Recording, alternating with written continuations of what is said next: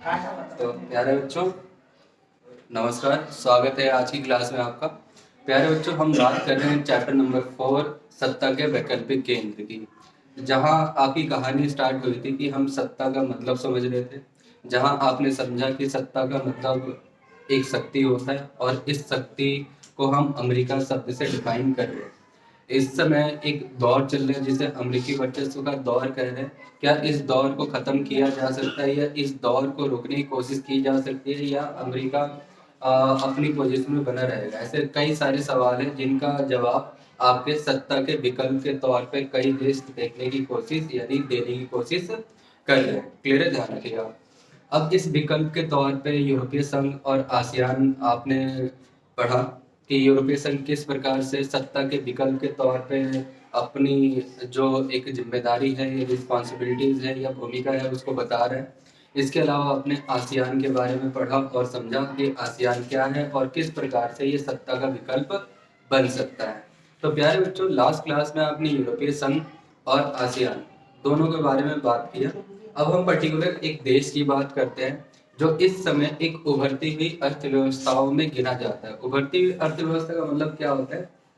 एक ऐसा देश जिसकी अर्थव्यवस्था पहले से ज्यादा मजबूत है, वो अपने राजनीतिक और आर्थिक मामले खुद तय कर रहा है। इसके अलावा कुछ देशों में क्या होगा और क्या नहीं होगा वो देश ही तय कर रहा। ऐसी एक उभरती हुई अर्थव्यवस्था का नाम है चीन, जिसे आप चाइना भी कहते हैं। क्लियर है? ध्यान रखिएगा। अब चाइना की बात इसलिए की जा रही है, ध्यान रखिएगा, क्योंकि सत्ता के विकल्प के तौर पर अगर तीसरे रूप में देखा जाए तो चीन को देखा जा रहा है, क्योंकि इस समय एक तेजी से उभरती हुई अर्थव्यवस्था के तौर पे चीन का नाम आ रहा है। अब ऐसा क्यों है? क्यों हम चीन की बात कर रहे हैं सत्ता के विकल्प के तौर पे? ये सवाल आपके मन में होगा। इन्हीं सवालों का जवाब प्यारे बच्चों हम आज की क्लास में जानेंगे और बात कर रहे हैं चैप्टर नंबर 4 सत्ता के वैकल्पिक केंद्र की। किसकी बात कर रहे हैं प्यारे बच्चों? सत्ता के वैकल्पिक केंद्र की।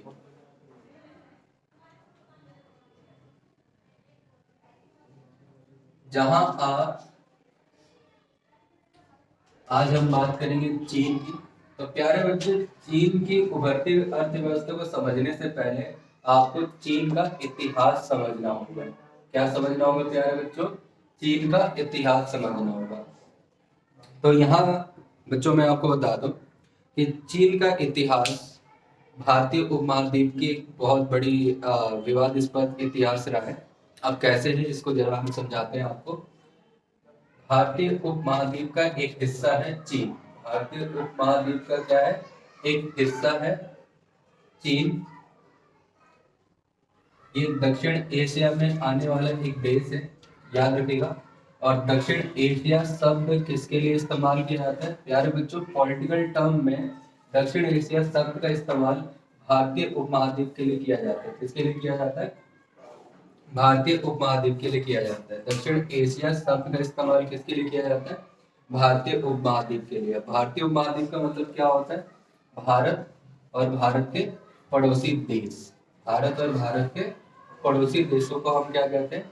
भारतीय उपमहाद्वीप कहते हैं। लेकिन अब यहाँ पर ध्यान रखना कि चीन अपने आप को भारतीय उपमहाद्वीप का हिस्सा नहीं मानता।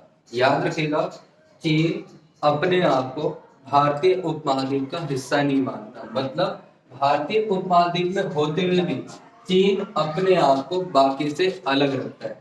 अब ऐसा क्यों है? ध्यान रखिएगा, ये इसकी मोनोपोली को दिखाता है। किसको दिखाता है? एकाधिकार को दिखाता है। किसको दिखाता है प्यारे बच्चों? एकाधिकार, मोनोपोली को दिखाता है।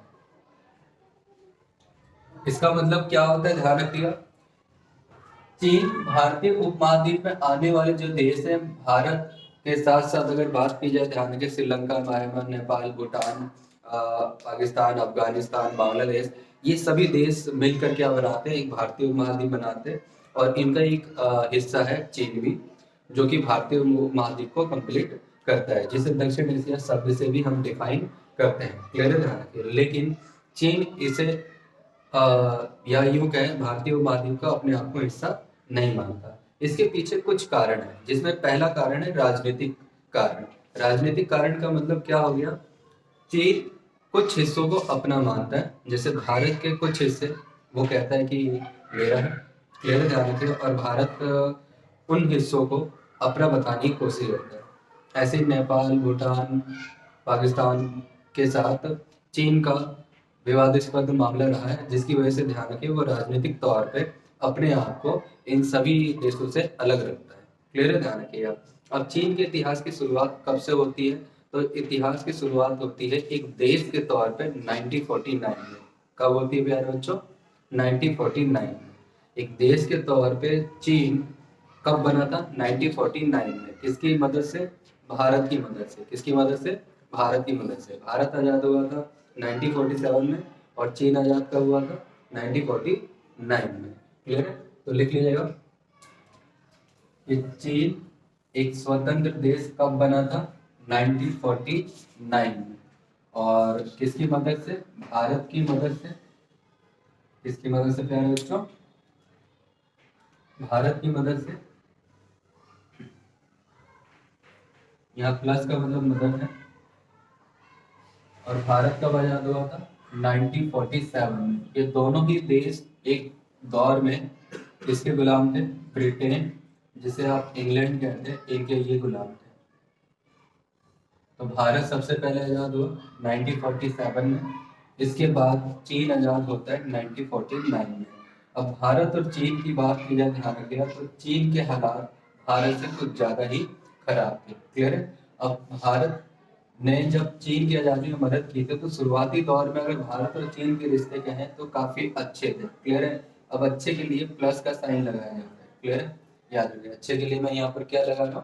प्लस का साइन लगा रहा हूँ। शुरुआती दौर में भारत और चीन के रिश्ते कैसे थे? अच्छे थे। क्लियर है? और भारत चीन एक स्वतंत्र देश के तौर पे कब हो रहा था? 1949 में। क्लियर है?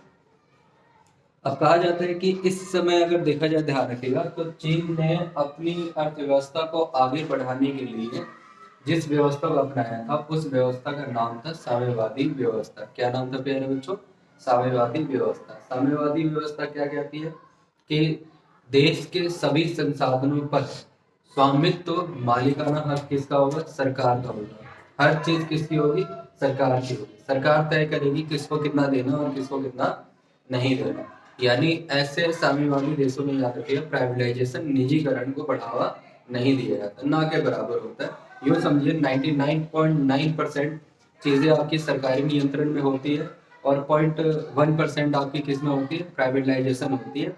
यानी आपकी जेब में रखा हुआ पैसा आपका नहीं होता, वो सरकार का होता है। इस बात को आपको समझना होगा साम्यवादी व्यवस्था के अंदर।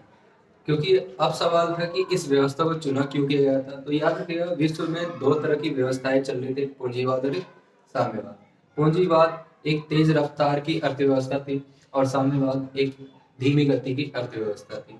और आपको मालूम है कि चीन के हालात इस तरह के नहीं थे कि वो तेज रफ्तार से शुरुआती दौर में भाग सके या अपनी अर्थव्यवस्था का विकास कर सके। इसलिए उसने साम्यवादी व्यवस्था को अपनाया। किसको अपनाया प्यारे बच्चों? साम्यवादी व्यवस्था को उसने अपनाया। याद रखिए। और भारत ने उसकी जगह पर कौन सी व्यवस्था अपनाई थी? मिश्रित अर्थव्यवस्था को अपनाया था। किसको अपनाया था प्यारे बच्चों? मिश्रित अर्थव्यवस्था को अपनाया था। अब यहाँ पर ध्यान रखना है, चीन ने शुरुआती दौर में अपने देश के लिए किस व्यवस्था को अपनाया? साम्यवादी व्यवस्था को अपनाया। साम्यवादी व्यवस्था को याद रखिएगा समाजवादी व्यवस्था भी कहते हैं। क्या कहते हैं प्यारे बच्चों? समाजवादी व्यवस्था। और इसकी प्रेरणा कहाँ से ली गई है? इसकी प्रेरणा याद रखिएगा रूस अर्थात सोवियत संघ से ली गई है। किससे ली गई है प्यारे बच्चों? सोवियत संघ से ली गई है। इसकी प्रेरणा कहाँ से मिली है? रूस अर्थात सोवियत संघ। प्यारे बच्चों आप इसे नोट करें। करें जी।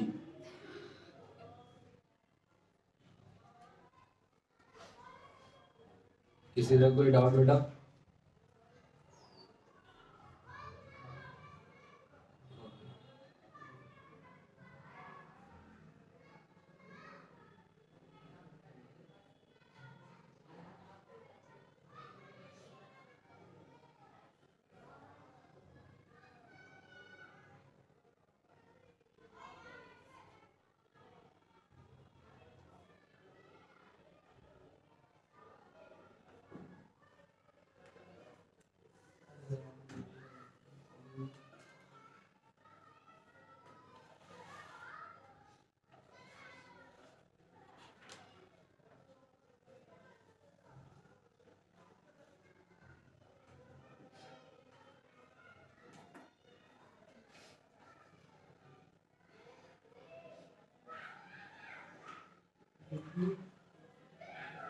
अब यहाँ पर ध्यान रखना है प्यारे बच्चों, नोट आप करते रहिए और साथ में सुनते रहना आपको। 1949 में देश का नेतृत्व तो उस समय जब स्वतंत्रता मिली थी तो माओ के हाथ में थी। माओ बेसिकली क्या थे? एक लीडर थे, नेता का नाम था माओ। उस समय चीन के एक काफी प्रसिद्ध नेता माने जाते थे जिनका नाम क्या था? माओ। और याद रखिएगा उनकी विचारधारा के को फॉलोअर जो थे उन्हें माओवादी कहा जाता था। इंग्लिश में माओइस्ट के क्या कहते हैं? माओ। ठीक है, ध्यान रखिए। ओके, माओवादी कहा जाता है। क्लियर है? आपने कई बार ऐसे शब्द सुने होंगे माओवादी। इसमें अगर देखा जाए, ध्यान रखिएगा, बेसिकली इनका सोचना क्या था? इनका सोचना था कि ये कृषि प्रधान व्यवस्था पर ज्यादा बल देते। माओवादी किस पर ध्यान देते हैं? कृषि व्यवस्था पर ज्यादा बल देते हैं। इनका कहना था कि देश का अगर विकास हो सकता है, ध्यान रखिए, तो अगर हम कृषि पर ध्यान देते हैं तभी हो सकता है। क्लियर है? और इनके नेतृत्व में 1949 में साम्यवादी क्रांति हुई थी। कब हुई थी प्यारे बच्चों? 1949 में साम्यवादी क्रांति हुई थी। और चीनी जनवादी गणराज्य की स्थापना हुई थी। किसकी स्थापना हुई थी? जैसे भारत में गणतांत्रिक देश की स्थापना हुई थी, भारतीय गणतांत्रिक देश, ऐसे ध्यान रखिएगा चीनी जनवादी गणराज्य की स्थापना हुई थी। और ये किस पर आधारित था? जैसे मैंने आपको बताया, ये साम्यवादी व्यवस्था रूस यानी सोवियत संघ के मॉडल पे आधारित था। और याद रखिएगा इस मॉडल के तहत अगर देखा जाए तो चीन ने अपने विकास के लिए पूंजीवादी जो संबंध थे, यानी पूंजीवादी देशों से जो संबंध थे वो तोड़ दिए थे। इसका मतलब ये हो गया कि चीन ने सिर्फ उन्हीं देशों से रिश्ता रखा था जिनकी सोच साम्यवादी है। क्लियर है? आप एक ऐसे सर्कल में रहना ज्यादा बेहतर पसंद करते हो जो आपके कंफर्ट जोन में हो, यानी आपकी विचारधारा को मानने वाले लोग हो। जैसे आप अपने दोस्तों की बात करते हैं तो आप ऐसे दोस्त बनाते हो जो आपकी आइडियोलॉजी को फॉलो करते हैं, आपको कंफर्ट देते हैं। क्लियर है? इस तरीके से ध्यान रखिएगा चीन ने भी अपने विकास के लिए साम्यवादी व्यवस्था को फॉलो करने वाले लोगों को ही अपना माना था। इसके अलावा अगर बात करें, ऐसे में इसके पास अपने संसाधनों से गुजारा करने के अलावा कोई चारा नहीं है। याद रखिएगा जब एक देश विकास की बात करता है और बाहरी संबंध की बात नहीं करता, बाहरी संबंध का मतलब हो गया दूसरों से हेल्प लेकर अपने देश की विकास करना, तो ऐसे सिचुएशन में एक देश अपने ही संसाधनों का इस्तेमाल करके आगे बढ़ने की बात करता है। और ऐसी स्थिति में ध्यान रखिए होता क्या है कि इन संसाधनों पर सरकारी नियंत्रण स्थापित हो जाता है। क्या स्थापित हो जाता है प्यारे बच्चों? सरकारी नियंत्रण स्थापित हो जाता है। अब इसके लिए याद रखिएगा कहा जाता है कि चीन में ज्यादातर अगर इनकम ऑफ सोर्स की बात की जाए तो कृषि था। क्या था? भारत जैसा देश अगर बात करें, ध्यान रखिएगा, तो एक कृषि प्रधान देश है। ऐसे चीन भी एक कृषि प्रधान देश है। क्लियर है? और इसी कृषि प्रधानता की वजह से वहाँ सोवियत मॉडल को अपनाया गया था जहाँ सरकारी नियंत्रण में खेती की जाएगी। वहाँ पर सरकारी नियंत्रण में बड़े बड़े उद्योगों पर बल दिया गया। इसके अलावा विदेशी बाजारों से तकनीक और सामानों खरीद के लिए विदेशी मुद्रा का अभाव था। इसलिए चीन ने आयातित सामानों को धीरे धीरे घरेलू स्तर पर तैयार करवाना पॉसिबल, यानी संभावनाएं बढ़ा ली। अब यहाँ पे प्यारे बच्चों आप कंफ्यूजन होगी किस बात को लेकर कि हम पढ़ क्या है और समझ क्या है। क्लियर? तो वन बाय वन करके मैं आपको समझा देता हूँ। पहली बात, 1949 में क्या हुआ था? चीन एक स्वतंत्र देश बना। फर्स्ट ऑफ ऑल पहली बात क्लियर हो गई। दूसरी बात, 1949 में ही साम्यवादी क्रांति हुई थी। क्या हुई थी प्यारे बच्चों? साम्यवादी क्रांति हुई थी। अभी आप समझ लो, वन बाय वन करके मैं लिखवा दूंगा। साम्यवादी क्रांति हुई थी 1949 में। जो साम्यवादी क्रांति हुई थी वो किसके नेतृत्व में हुई थी? माओ के नेतृत्व में हुई थी। माओ कौन है? चीन के एक बहुत बड़े नेता है। और माओ की विचारधारा को मानने वाले लोगों को हम क्या कहते हैं? माओवादी कहते हैं।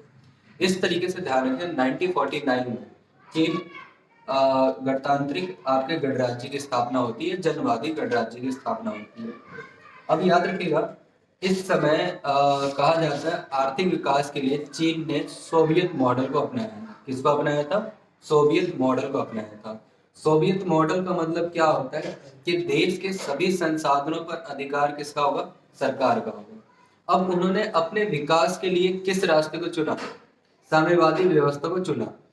इसके तहत अगर देखा जाए, ध्यान रखिएगा, तो जो भी एक साम्यवादी देश होता है वो दूसरे देशों से अपना नाता तोड़ लेगा। नाता तोड़ने का मतलब हो गया कि आप मदद नहीं ले सकते। क्लियर है? ध्यान रखिएगा, अपने सभी संसाधनों का इस्तेमाल करके आप अपना विकास करोगे। लेकिन होता क्या है, ध्यान रखिएगा, पहली प्रॉब्लम, आपके पास रिसोर्सेज है लेकिन रिसोर्सेज का यूज करना नहीं आता, तो आप कैसे अपना विकास कर पाओगे? सबसे पहला सवाल। दूसरा सवाल है कि आपके पास दुनिया की हर चीज नहीं होगी। अगर आप सोचते हो कि आपके पास घर है और घर में सभी संसाधन है और आपको घर से बाहर नहीं निकलना पड़ेगा, तो आपसे बड़ा बेवकूफ कोई नहीं है। जीवित रहने के लिए, सरवाइव करने के लिए कुछ चीजें आपके घर में होती है और कुछ चीजें बाहर होती है, और अपनी जरूरतों के लिए आपको बाहर जाना पड़ेगा। देश का किस्सा भी कुछ ऐसा ही होता है। देश का किस्सा भी क्या होता है? ऐसा ही होता है कि सभी देश आज के दौर में आपसी निर्भरता को बढ़ावा देते हैं। आपसी निर्भरता का मतलब क्या होता है? सभी देश एक दूसरे पर निर्भर है। हर देश अपने आप में सभी चीजें नहीं बनाता। क्लियर है? ध्यान रखिएगा। ऐसी ही व्यवस्था, ऐसी ही समस्याओं का सामना किसको करना पड़ा था? चीन को करना पड़ा था। किसको करना पड़ा था? चीन को। और चीन ने इसके लिए क्या करा? कुछ रास्ते सुझाए। उन रास्तों को जरा आप लिख लीजिएगा। अब सबसे पहले जो जो चीजें आपको बताइए वन बाय वन करके लिखवा देते, ताकि जो आपकी कंफ्यूजन है वो दूर हो जाए। क्लियर है? पहली आपसे क्या बोला, 1949 में क्या हुआ था? चीन में साम्यवादी क्रांति हुई थी। 1949 में क्या हुआ था? चीन में साम्यवादी क्रांति हुई थी। पहली लाइन आपको क्या लिखनी है? 1949 में साम्यवादी क्रांति हुई।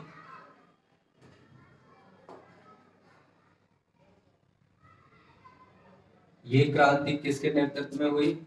माओ के नेतृत्व में हुई। माओ जो कि चीन के नेता थे, चीन के नेता। और इनके फॉलोअर को, इनके विचारधारा को मानने वालों को क्या कहते हैं? माओवादी कहते हैं। क्लियर है? माओ की विचारधारा को मानने वाले, माओ की विचारधारा को मानने वाले। क्लियर है प्यारे बच्चों? अब याद रखिएगा, चीन ने आर्थिक विकास के लिए, चीन ने आर्थिक विकास के लिए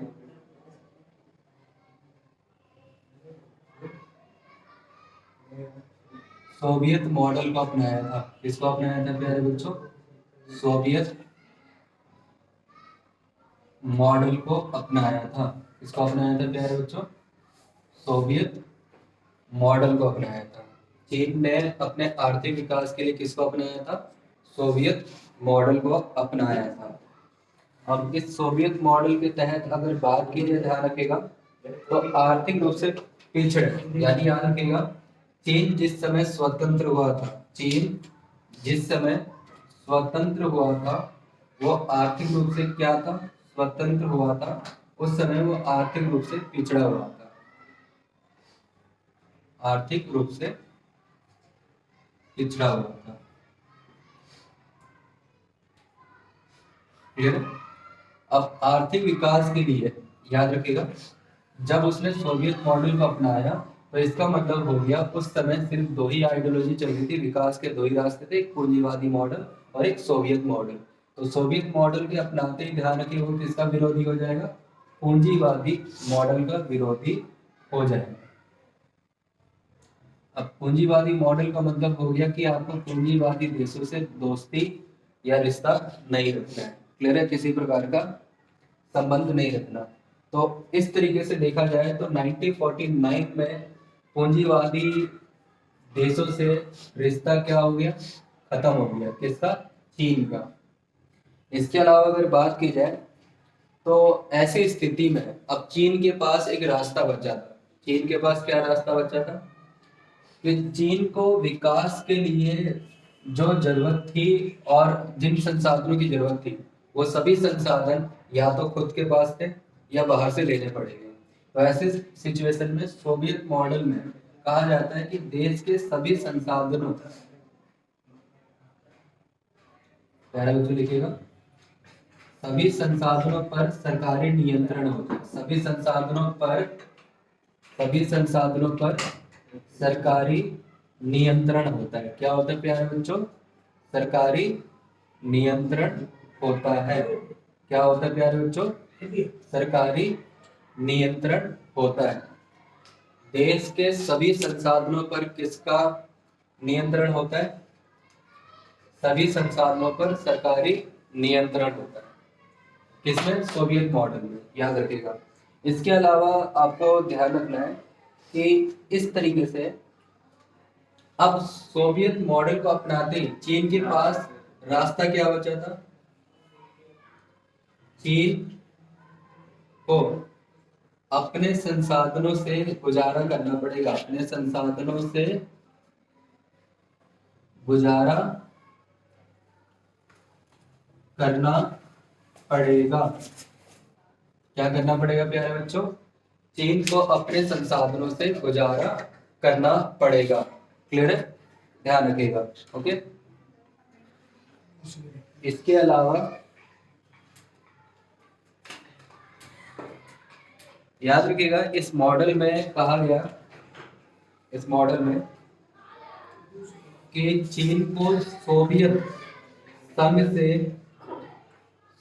संघ से आर्थिक सहायता मिल रही थी। क्या मिल रही थी प्यारे बच्चों? आर्थिक सहायता मिल रही थी कुछ समय के लिए। याद रखिएगा, किसके लिए मिल रही थी? कुछ समय के लिए चीन को सोवियत संघ से क्या मिल रही थी? आर्थिक सहायता मिल रही थी, ताकि वो अपना आर्थिक विकास कर सके। किस मॉडल के तहत? सोवियत मॉडल अपनाने की वजह से उसको आर्थिक सहायता मिल रही थी। क्लियर है? अब देश के विकास के लिए याद रखिएगा, जो मॉडल अपनाया था, तो यहां पर ध्यान रखना है प्यारे बच्चों, चीन को पूंजी की जरूरत थी। किसकी जरूरत थी प्यारे बच्चों? चीन को पूंजी की जरूरत थी। पूंजी का मतलब यहाँ पर आप क्या समझेंगे? धन, पैसा। ठीक है, ध्यान रखिएगा, पूंजी की जरूरत थी। और आप देखते हैं कि ये पूंजी किससे डेवलप हो सकती थी? खेती से। किससे? खेती से। तो याद रखिएगा, खेती मॉडल को बढ़ावा दिया गया था। क्या दिया गया था? खेती मॉडल को बढ़ावा दिया गया था।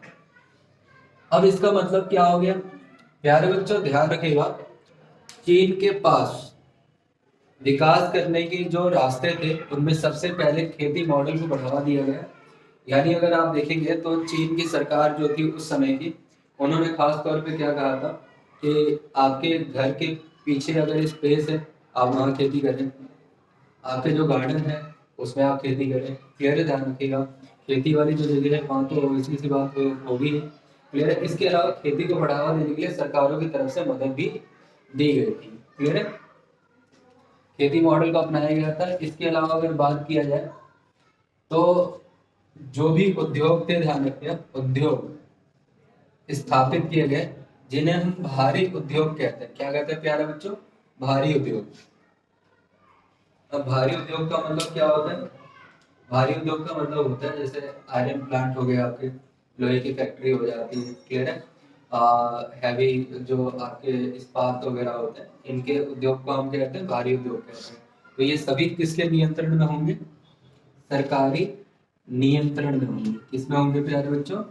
सरकारी नियंत्रण में होंगे इस मॉडल के तहत। तो प्यारे बच्चों, आप इसे नोट कर लें, फिर आगे कहानी को बढ़ाते हैं। किसी तरह का कोई डाउट है तो आप पूछ सकते हैं।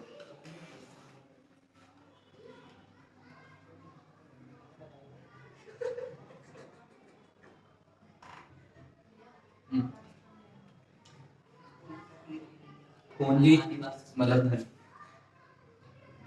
चीन को आर्थिक विकास के लिए उद्योगों को उन्होंने बढ़ावा दिया। खेती के साथ साथ किसको बढ़ावा दिया? उद्योगों को। और किस प्रकार के उद्योगों को? भारी उद्योगों को उन्होंने बढ़ावा दिया था। और उस समय याद रखिएगा, शुरुआती दौर में उद्योग जो थे वो सरकारी नियंत्रण में हुआ करते थे। किसमें? सरकारी नियंत्रण। यानी उद्योग के लिए आपको लाइसेंस लेना पड़ेगा। जितने भी प्रोसीजर होंगे, जो मालिकाना हक होगा वो किसका होगा? सरकार का। इससे जो इनकम होगी वो किसके पास जाएगी? सरकार के पास जाएगी, इंडिविजुअल किसी व्यक्ति के पास नहीं जाएगी।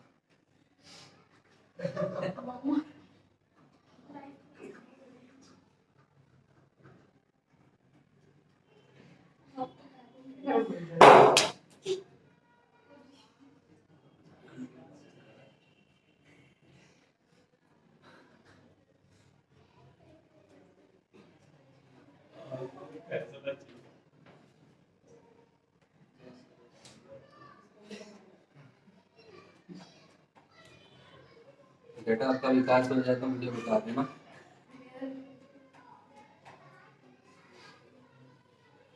विकास की कमी की वजह से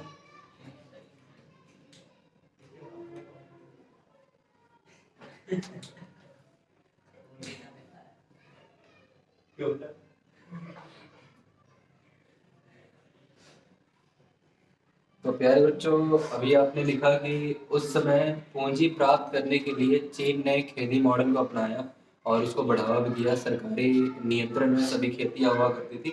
इसके अलावा उन्होंने भारी उद्योग को बढ़ावा दिया था और ये उद्योग किसके नियंत्रण में थे? सरकारी नियंत्रण में थे। अब सवाल उठता है, ध्यान रखिएगा कि उद्योगों को बढ़ावा देने के लिए जिन तकनीकों की आवश्यकता होती है, ध्यान रखिएगा, वो तकनीक चीन के पास नहीं थी। ऑब्वियसली सी बात है, फैक्ट्री लगा दी है तो मशीनें चाहिए, वो मशीनें चीन के पास नहीं थी। अब सवाल उठता है कि ये मशीनें आएगी कहाँ से? यानी इन्हें बाहर से मदद लेनी ही पड़ेगी। लेकिन याद रखिएगा, जब आप बाहर से मदद लेने की बात करते हैं तो इसका मतलब आप बाहर से चीजों को आयात कर रहे हैं। क्या कर रहे हैं प्यारे बच्चों? बाहर से चीजों को मंगा रहे हैं। जब आप आयात करोगे तो उस समय आपको पैसों की जरूरत पड़ती है। जब भी आप अपने घर से बाहर निकलते हो अपनी जरूरत को पूरा करने के लिए, क्या करने के लिए? पूरा करने के लिए, तो मार्केट में जाते हो तो आप जब कोई वस्तु लेते हो तो उसके बदले आप क्या देते हो? एक पेमेंट देते हो। क्या देते हो आप? एक पेमेंट। क्लियर है? ध्यान रखिए। ओके, पेमेंट देते हो, एक पेमेंट देते हो आप, ध्यान रखिए, जिसे कहते हैं। अब इसी तरह से ध्यान रखिएगा, आयाती तौर पे अगर हम बात करें तो चीन के पास विदेशी मुद्रा की कमी थी। किसकी कमी थी प्यारे बच्चों? चीन के पास विदेशी मुद्रा की कमी थी। चीन के पास विदेशी मुद्रा की क्या थी? कमी थी। और इसकी वजह से ध्यान रखें, चीन को मजबूर होकर तकनीकी विकास के लिए अपने संसाधनों का इस्तेमाल करना पड़ा था। क्या करना पड़ा था प्यारे बच्चों? अपने ही संसाधनों का इस्तेमाल करना पड़ा था। इसकी वजह से तकनीकी विकास के लिए चीन के पास विदेशी मुद्रा का अभाव था। किसका अभाव था? विदेशी मुद्रा। और इसलिए सी बात है, जब आप किसी देश से कोई आप व्यापार करोगे, कोई चीज खरीदोगे, तो पैसा आपके पास होना चाहिए ताकि आप उस चीज को खरीद सको। तो तकनीकी विकास के लिए चीन के पास विदेशी मुद्रा का क्या था प्यारे बच्चों? अभाव था। और इस अभाव की वजह से मजबूरी में आकर, इसमें आकर प्यारे बच्चों, मजबूरी में आकर चीन को अपने संसाधनों से अब काम चलाना पड़ेगा। संसाधनों से काम चलाना पड़ेगा। और याद रखिएगा, इसे ही चीन का टर्निंग पॉइंट माना जाता है। इसे ही क्या माना जाता है? चीन का टर्निंग पॉइंट माना जाता है। अब आप कहोगे भैया इसमें टर्निंग पॉइंट है क्या, इसमें टर्निंग पॉइंट क्या है? तो याद रखिएगा, जब आपकी मजबूरी होती है उस समय आविष्कार का जन्म होता है। ऐसे ही ध्यान रखिएगा कि चीन ने अब अपनी जरूरतों को पूरा करने के लिए सुई से लेकर हवाई जहाज, यहाँ मैं बता रहा हूँ छोटी से छोटी चीज से लेकर बड़ी चीज खुद बनाना आरंभ कर दिया उन्होंने, खुद बनाना आरंभ कर दिया, खुद बनाना आरंभ कर दिया। और यहीं से चीन के आर्थिक विकास की कहानी का एक नया अध्याय शुरुआत हो गया। प्यारे बच्चों, यहाँ पर ध्यान से समझना है, मैं आपको क्या समझाने की कोशिश कर रहा हूँ। चीन ने आर्थिक विकास के लिए उद्योगों की स्थापना की।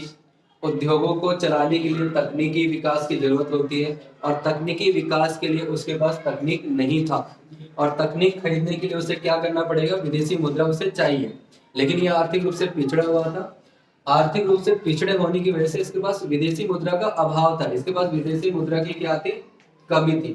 अब ऐसी सिचुएशन में ध्यान रखिएगा, विदेशी मुद्रा नहीं है, तकनीक आप लेकर नहीं आ सकते, तो मजबूरी में अपने संसाधनों से ही क्या करना पड़ेगा, काम चलाना पड़ेगा।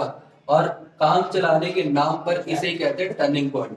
अब चीन ने छोटी से छोटी चीज से लेकर बड़ी चीज अपने ही देश में खुद बनाने लगे। अब जब आप खुद चीजों को तैयार करते हैं तो उसकी जो लागत होती है वो कम आती है और बेहतर होती है। जैसे फॉर एग्जाम्पल दे देता हूँ, पार्टी करने का आपको बहुत शौक है, तो आप देखते हैं कि एक बच्चे का बर्थडे आता है, दो बच्चे हैं, दोनों का सेम डे बर्थडे आता है। एक ने पेरेंट्स से 1000 रुपये लिए और एक ने पेरेंट्स से 500 रुपये लिए। 500 रुपये लेकर रॉ मटेरियल खरीदा, घर में ही चीज़ें बना डाली उसने, और एक बाजार में 1000 रुपये लेकर गया और कुछ ही चीज़ें लिमिटेड आएगी। अब आप देखते हैं 500 रुपये में उसने रॉ मटेरियल से बहुत सारी चीज़ें बना ली, और जो उस पार्टी में शामिल हुए थे उन्होंने जी भर कर खाना वाना खाया, जो भी चीज़ें थी। लेकिन 1000 रुपये जिसने खर्च किए थे, बाहर से जो सामान लेकर आया था उसको कमी पड़ गई थी। क्लियर है? इसलिए कहा जाता है कि घर में जो बनी हुई चीज़ें होती है उनकी लागत कम होती है और क्वालिटी में फर्क देखने को मिल जाता है। क्लियर है? तो इस तरीके से इसे चीन का टर्निंग पॉइंट माना जाता है। सवाल उठता है, ध्यान रखिएगा, चीन ने इस बदलाव के बाद ऐसे कौन कौन से कदम उठाए जिसकी वजह से चीन एक उभरती हुई अर्थव्यवस्था के तौर पर अपने आप को देखता है, और एक सत्ता के विकल्प के तौर पे चीन को माना जाता है, और चीन ये कह सकता है कि मैं सत्ता के विकल्प के तौर पे काबिलियत है। इन्हीं सभी सवालों के जवाब जानने के लिए प्यारे बच्चों मिलेंगे अगली क्लास में। तो मिलते हैं प्यारे बच्चों अगली क्लास में। तब तक पढ़ते रहिए, हंसते रहिए, और जो पढ़ाया है उसका रिवीजन जरूर करते रहिए। क्लियर है प्यारे बच्चों? तो मिलते हैं अगली क्लास में।